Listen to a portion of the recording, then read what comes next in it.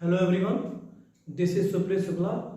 I am a student of MBBS from GMC Banda and today topic is immunity. Immunity is the second part of जो हम लोग chapter last lecture जो था जिसमें human health and disease उसी का second part है immunity. तो इम्यूनिटी जनरली होता क्या है? एनसीईआरटी में जो लाइन दी हुई है जैसे कि ability of the host to fight the disease causing organisms, जैसे कि बैक्टीरिया, वायरस और सारे जो पैथोजन है, with the help of immune system. मतलब इम्यून सिस्टम की हेल्प लेकर जो पैथोजन है उसको उससे फाइट करने की जो एबिलिटी होती है होस्ट की, उसी को बोलते हैं इम्यूनिटी। तो इम्यूनिटी को दो पार्ट में बताया गया है, इनेट इम्यूनिटी और एक्वायर्ड इम्यूनिटी। ठीक है, इनेट वाला जो होता है वो हम लोग के बर्थ के टाइम होता है, बाय बर्थ हम लोग के अंदर आता है, और ये एक्वायर्ड इम्यूनिटी हम लोग जो सेंस करते हैं आफ्टर बर्थ, जो पैथोजन अटैक करते हैं उसके रिस्पांस में जो इम्यूनिटी आती है वो उसको बोलते हैं एक्वायर्ड। इनेट इम्यूनिटी जो होती है नॉन स्पेसिफिक होती है, एक्वायर्ड इम्यूनिटी जो होती है वो पैथोजन स्पेसिफिक होती है। ये नॉन एडाप्टिव होती है और ये एडाप्टिव होती है। ठीक है, अब एक्वायर्ड इम्यूनिटी भी दो प्रकार की होती है, एक होती है नेचुरली एक्वायर्ड, एक होती है आर्टिफिशियली एक्वायर्ड। ठीक है, अब नेचुरली एक्वायर्ड भी दो प्रकार की होती है, एक्टिव, पैसिव। आर्टिफिशियली एक्वायर्ड भी एक्टिव, पैसिव। ठीक है, पहले हम लोग इनेट इम्यूनिटी के बारे में पढ़ लेंगे, फिर फर्दर इसको देखेंगे। इनेट इम्यूनिटी हमारे बॉडी में चार प्रकार से, मतलब कि उससे हेल्प होती है, जैसे कि physical barrier, physiological barrier, cellular barrier और जो इंटरफेरेंस जो जिसके यूज से होती है। ठीक है, सबसे पहला है फिजिकल बैरियर। फिजिकल बैरियर में किससे स्किन हमारी जो होती है, म्यूकस स्किन जो होता है prevent entry of micro organisms. इसमें जो लाइन लिखी हुई है सारी एनसीईआरटी की लाइन है, बाहर से कुछ नहीं पढ़ना है। क्योंकि नीट में एनसीईआरटी ही पूछेगा, एनसीईआरटी से बाहर आना नहीं है तो हमको एनसीईआरटी से बाहर जाना भी नहीं है। तो स्किन क्या करता है, prevent entry of micro organisms. दूसरा फिजिकल बैरियर होता है म्यूकस की कोटिंग होती है किस पर, रेस्पिरेटरी, गैस्ट्रोइंटेस्टाइनल और यूरोजेनिटल ट्रैक्ट पर कोटिंग होती है म्यूकस की। और ये क्या करता है, ये जनरली ट्रैप करता है किसको, माइक्रो ऑर्गेनिजम्स को। ठीक है, इनेट इम्यूनिटी में जो दूसरा जो है फिजियोलॉजिकल बैरियर। फिजियोलॉजिकल मतलब बॉडी की जो फिजियोलॉजी है उससे क्या हम लोग, मतलब उससे क्या हेल्प हो सकती है, जैसे कि एसिड, स्टमक में जो एसिड निकलती है, कौन सी एसिड निकलती है, HCl। ठीक है, सलाइवा होता है माउथ में, वो भी फिजियोलॉजिकल बैरियर है। फिर टीयर्स जो कि हमारे आईज में होती है, ये क्या करती हैं, प्रिवेंट करती हैं क्या, माइक्रोबियल ग्रोथ को प्रिवेंट करेंगे। हमारे बॉडी में जो फीवर होता है कभी कभी, वो भी क्या है, फिजियोलॉजिकल बैरियर ही है। ठीक है, तीसरा है सेलुलर बैरियर। कौन सा, polymorphonuclear lymphocytes, neutrophils, monocytes, NK cells, natural killer cells, macrophage, ये सारे सेलुलर बैरियर है। सबसे ध्यान देने बात यह है कि जो NK सेल होता है ये हमारे ब्लड में होता है, और जो मैक्रोफाज होता है ये कहाँ होता है, हमारे टिश्यू में होता है। ठीक है, इनका काम क्या है, ये भी डिस्ट्रॉय करते हैं माइक्रो ऑर्गेनिजम्स को, ग्रो करने से बचाते हैं। चौथा होता है साइटोकाइन बैरियर। क्या होता है कि जो वायरस इन्फेक्टेड सेल होते हैं बॉडी में, वो सिक्रीट करते हैं क्या, इंटरफेरॉन। ठीक है, इंटरफेरॉन वो सिक्रीट करते हैं, ये प्रोटेक्ट करता है। इंटरफेरॉन जो है वो प्रोटेक्ट करता है non infected cells from further viral infection. मतलब कि जो सेल इन्फेक्ट हो चुका है वायरस से, वो इंटरफेरॉन सिक्रीट करेगा, वो तो खुद इन्फेक्ट हो चुका है लेकिन वो दूसरे सेल को बचाएगा फ्रॉम फर्दर वायरल इन्फेक्शन से। ठीक है, अब हम लोग देखेंगे एक्वायर्ड इम्यूनिटी। एक्वायर्ड इम्यूनिटी में नेचुरली एक्वायर्ड, आर्टिफिशियली एक्वायर्ड।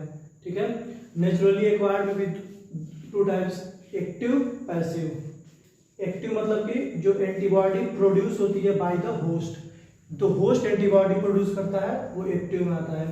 और ये सबसे मेन बात यह है कि जो एक्टिव एक्वायर्ड इम्यूनिटी होती है वो स्लो एंड टेक्स टाइम, मतलब धीरे होगी और टाइम लगेगा उसको अपना इफेक्टिव होने में, ठीक है।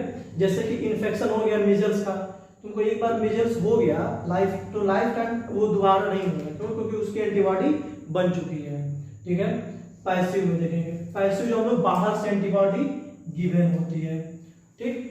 जैसे कि IgA फ्रॉम कोलोस्ट्रम, जो इनिशियल डेज ऑफ लैक्टेशन होता है मदर का, उसमें से कौन सी एंटीबॉडी निकलती है? IgA। दूसरा IgG from placenta during pregnancy. IgG एक ऐसी एंटीबॉडी होती है जो प्लेसेंटा को क्रॉस करके इन्फेंट में जाती है, ठीक है। ये आपका था नेचुरली एक्वायर्ड। अब हम लोग देखेंगे आर्टिफिशियली एक्वायर्ड। आर्टिफिशियली एक्वायर्ड भी टू टाइप्स, एक्टिव, पैसिव, ठीक है। एक्टिव में वैक्सीनेशन जो होती है, वैक्सीनेशन ये एक्टिव में आती है।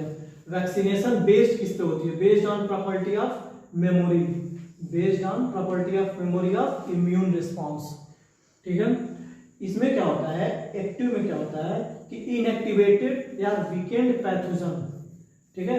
आर्टिफिशियली और नेचुरली में, नेचुरली के एक्टिव में क्या था कि एंटीबॉडी हम लोग दे रहे थे, लेकिन आर्टिफिशियली में क्या होता है कि इनएक्टिवेटेड और weakened pathogen are introduced into the body. हम लोग बाहर से जो पैथोजन होता है, वीकेंड पैथोजन या फिर इनएक्टिवेटेड पैथोजन हम लोग इंट्रोड्यूस करते हैं बॉडी के अंदर। जैसे कि पोलियो जब हो जाता है तो उस केस में हम लोग वैक्सीनेशन होता है, उसमें क्या होता है हम लोग polio virus, inactivated polio virus को इंट्रोड्यूस करते हैं बॉडी के अंदर, ठीक है। अब आर्टिफिशियली पैसिव, इसमें क्या होता है डायरेक्ट इंजेक्ट किया जाता है परफॉर्म एंटीबॉडी। किस केस में? जैसे टिटनस हुआ या फिर स्नेक बाइट हुआ। ये दोनों ऐसे हैं कि हमको टाइम नहीं चाहिए, हमको तुरंत रिलीफ चाहिए, तो हमको परफॉर्म एंटीबॉडी देते हैं, डायरेक्ट इंजेक्ट करते हैं। किस केस में? एचआरटी दिया हुआ है, टिटनस और स्नेक बाइट। अब हम लोग देखेंगे आगे का एक्वायर्ड इम्यूनिटी में फर्दर देखेंगे हम लोग जो बॉडी फर्स्ट एनकाउंटर करती है पैथोजन के लिए, मतलब पैथोजन आया सबसे फर्स्ट टाइम और उसके रेस्पेक्ट में हमारी बॉडी प्राइमरी रिस्पॉन्स देगी, वो लो इंटेंसिटी की होगी, ठीक है।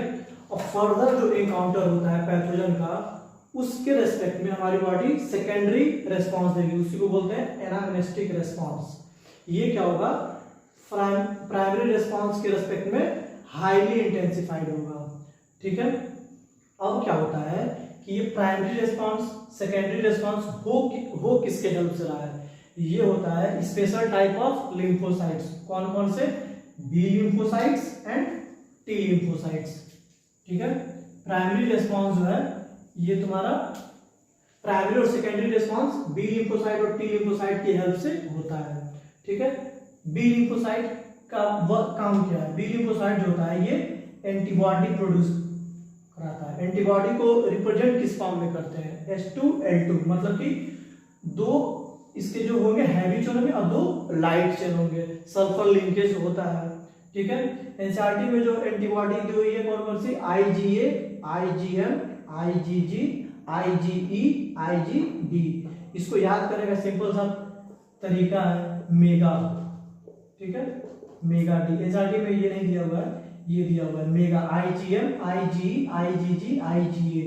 IgA कोलोस्ट्रम में, IgG प्लेसेंटा को क्रॉस करती है, IgE हम लोग आगे देखेंगे उसमें एलर्जी में, ठीक है।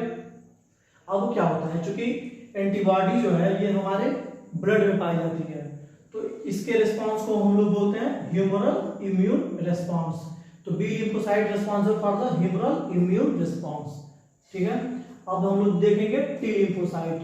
टी लिम्फोसाइट एंटीबॉडी प्रोड्यूस नहीं करती है, डोंट प्रोड्यूस एंटीबॉडी, लेकिन हेल्प करती है बी लिम्फोसाइट सेल को किसके लिए? To produce antibody. ये खुद प्रोड्यूस नहीं करेगी एंटीबॉडी, लेकिन बी सेल को हेल्प करेगी एंटीबॉडी को प्रोड्यूस करने में, ठीक है। T lymphocyte mediated cell mediated immunity, ठीक है, CMI किससे होता है? टी लिम्फोसाइट, ठीक है। सबसे मेन क्या है कि ये CMI जो है ना, यही रिस्पॉन्सिबल होता है किस केस में, ग्राफ्ट रिजेक्शन। ठीक है, ग्राफ्ट रिजेक्शन के केस में जो रिस्पॉन्सिबल होता है वो सेल मीडिएटेड इम्यूनिटी। ठीक है, अब क्या है कि एनसीईआरटी में दिया हुआ है थोड़ा सा कि हेपेटाइटिस बी की जो वैक्सीन है ये प्रोड्यूस होती है वाया, ये किससे होती है प्रोड्यूस, ईस्ट से होती है। किस टेक्नोलॉजी से, वाया रिकॉम्बिनेंट डीएनए टेक्नोलॉजी। ठीक है, नेक्स्ट टॉपिक है एलर्जी। एलर्जी क्या होता है कि हम कहीं भी जाते हैं फ्रॉम, मतलब कि एक जगह से दूसरे जगह पे, तो क्या होने लगता है, स्नीजिंग होने लगेगा, वाटरिंग आइज, आंखों में पानी आने लगेगी, रनिंग नोज, या फिर सांस लेने में दिक्कत होगी। तो वो किसकी वजह से होगी, उसी को बोलेंगे एलर्जी। ठीक है, क्या होता है कि जो एग्जैगरेटेड रिस्पॉन्स होता है, over response of the immune system, over response, exaggerated response of the immune system to certain antigen present in the environment, उसको बोलेंगे एलर्जी। एलर्जी में एंटीबॉडी जो प्रोड्यूस होती है उसको बोले, उसको वो कौन सी है, IgE टाइप। ठीक है, IgE टाइप। ठीक है, और जो सबस्टेंस सच इम्यून रिस्पांस प्रोड्यूस करते हैं, इस टाइप मतलब कि एग्जैगरेटेड रिस्पांस जो प्रोड्यूस करते हैं सबस्टेंस, उसको बोलते हैं एलर्जेंस। मतलब कि जो एलर्जी को कॉज करे उसको बोलेंगे एलर्जेंस। जैसे कि माइट्स इन डस्ट, घरों में जो डस्ट होते हैं उसमें माइट्स पाए जाते हैं, और फिर पॉलन हो गए, या फिर एनिमल डेंडर, मतलब कि जो फर होते हैं, मतलब हेयर होता है एनिमल के, उससे भी एलर्जी कॉज होता है। सिम्टम बताई दिए, sneezing, watering eyes, running nose, difficulty होती है सांस लेने में, वो सिम्टम हो गया एलर्जी का। Allergy is due to release of histamine and serotonin from the mast cell. Mast cell से हिस्टामिन और सेरोटोनिन रिलीज होती है। ठीक है, ये तो एलर्जेंस हो गए। इसकी ये क्या होते हैं, इनके वजह से हिस्टामिन और सेरोटोनिन रिलीज होते हैं मास्ट सेल से। ठीक है, इसकी ड्रग क्या होती है, एलर्जी में कौन सा ड्रग लेते हैं हम लोग, तो एंटी हिस्टामिन, एड्रेनलिन और स्टेरॉइड्स। ठीक है, एलर्जी हो गया। इसके बाद हम लोग देखेंगे autoimmunity. Autoimmunity due to genetic and other unknown reason the body attacks self cells, मतलब कि जो बॉडी के अंदर जो सेल होती है वो खुद के सेल को अटैक करने लगे, उसको बोलेंगे हम लोग auto immunity. Generally auto immunity में क्या है कि डिजीज पूछा जाता है कि कौन सा डिजीज है जो ऑटो इम्यूनिटी है। एनसीईआरटी में दिया हुआ है रूमेटॉइड आर्थराइटिस।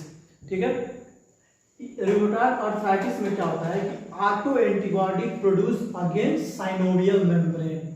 साइनोवियल मेम्ब्रेन के अगेंस्ट, साइनोवियल मेम्ब्रेन क्या होता है कि जो दो बोन होती है, जो दो बोन के बीच में जो वो लिक्विड फ्लूइड जो भरा होता है उसको बोलते हैं साइनोवियल मेम्ब्रेन।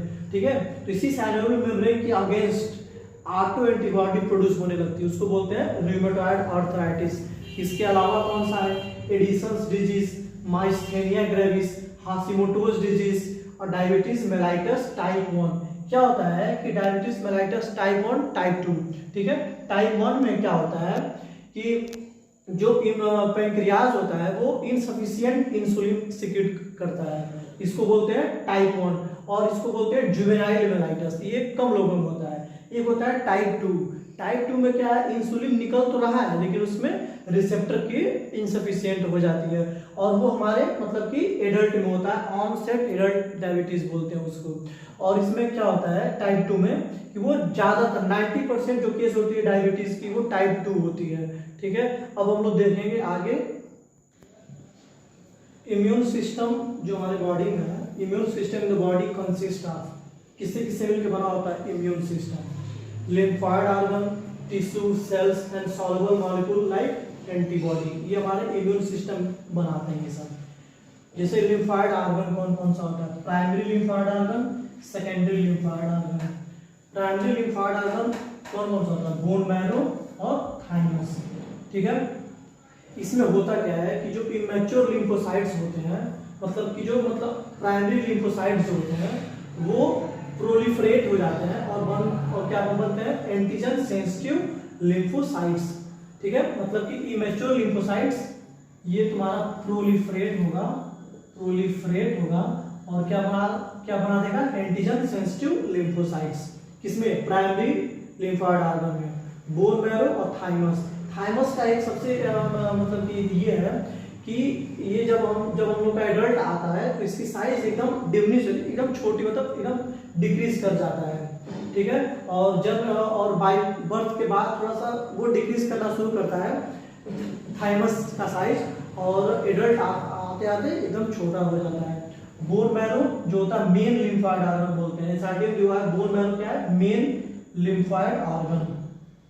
बोन मैरो में क्या होता है कि all blood cells including lymphocytes are produced. अभी हम लोग देखे थे बी लिम्फोसाइट, टी लिम्फोसाइट, वो कहाँ प्रोड्यूस होता है, बोन मैरो में, ठीक है। ये हुआ प्राइमरी लिम्फोइड ऑर्गन। एक है, दूसरा है सेकेंडरी लिम्फोइड ऑर्गन, ठीक है। कौन कौन से होते हैं, spleen, lymph node, tonsils, appendix, pairs patches भी होते हैं स्मॉल इंटेस्टाइन में, वो भी सेकेंडरी लिम्फोइड ऑर्गन है, ठीक है। याद रखना, प्राइमरी में बोन मैरो और थाइमस, सेकेंडरी में spleen, lymph node, tonsil, appendix, pairs patches, small intestine. इस सेकेंडरी लिम्फोइड ऑर्गन में क्या होता है, interaction of lymphocytes with the antigen. इसमें क्या था कि एंटीजन सेंसिटिव हो गया प्राइमरी लिम्फोइड ऑर्गन में, अब क्या होगा कि एंटीजन सेंसिटिव हो गया, अब क्या होगा, interaction of lymphocytes with the antigen, which then उसके बाद वो प्रोलिफरेट होगा टू बिकम इफेक्टर सेल। अब क्या था, प्राइमरी में ये एंटीजन सेंसिटिव लिम्फोसाइट बन गया, सेकेंडरी में इफेक्टर सेल बन गया, ठीक है। लार्ज रिजर्वायर ऑफ इरेथ्रोसाइट कौन होता है, एसआरटीएम दिया हुआ है, कौन होता है, spleen. Large reservoir of erythrocyte spleen होता है। और देखो एक और चीज दिया हुआ है कि हमारे जो within the lining of major tract जो लिम्फोइड टिश्यू पाया जाता है, जो मेजर ट्रैक्ट होता है हमारे बॉडी में, रेस्पिरेटरी, डाइजेस्टिव, यूरोजेनाइटल ट्रैक्ट में जो मेजर ट्रैक्ट होते हैं, इसमें जो लिम्फोइड टिश्यू होते हैं उसमें पाए जाते हैं माल्ट। माल्ट का फुल फॉर्म पूछता है, म्यूकोसा एसोसिएटेड लिम्फोइड टिश्यू।